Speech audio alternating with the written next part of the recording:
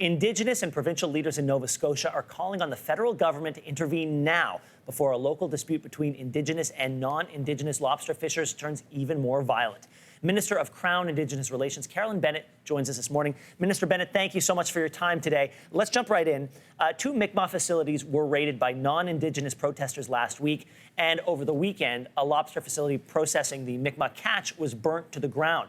Public Safety Canada has increased RCMP presence in the area. Now, that may put a lid on the violence, but what action is the federal government taking right now to resolve the dispute? So I think, Ben, all of Canada is upset that certain individuals, Canadians, have decided to take the law into their own hands, that what has been happening is criminal, intimidation. All of these things are just unacceptable to anybody watching.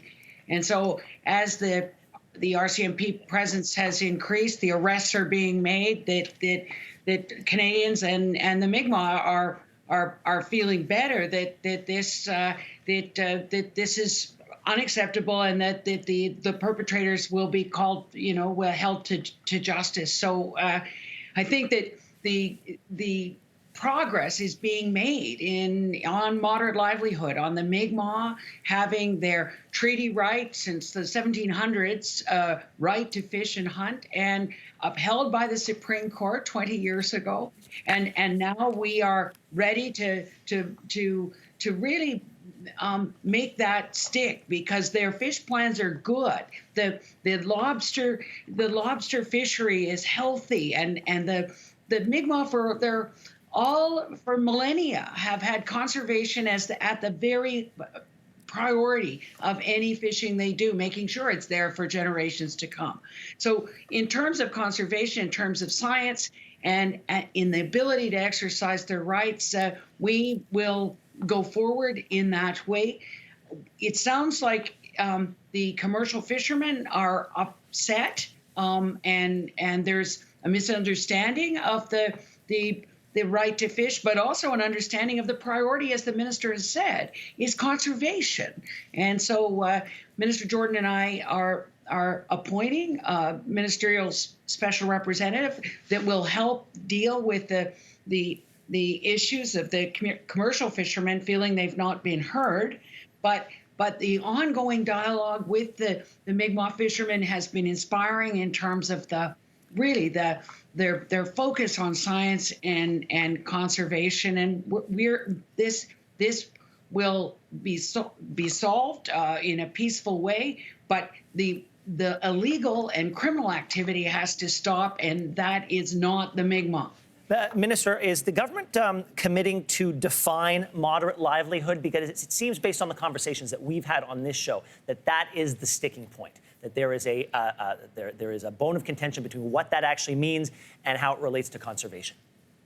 And I think that's right, Ben, that the Supreme Court said that they had a right to moderate livelihood. I think that the misunderstanding is that that's not a separate commercial fishery.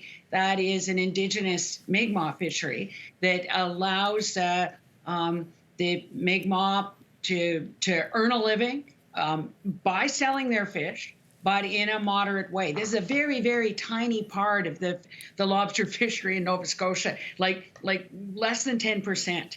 So, and this is, but they have a right to do that, and to be able to be able to earn a living that way. And so that is, but that can't be done top down by the federal government. This is a conversation that's unique to different communities, depending on the fish, depending on the health of a fishery. And Minister, I'd like to jump in right there, because we only have a little bit of time left, but I want to dovetail off of that point. Does a precedent need to be set here to avoid similar disputes over other Indigenous hunting and fishing rights situations that you say could replicate across the country?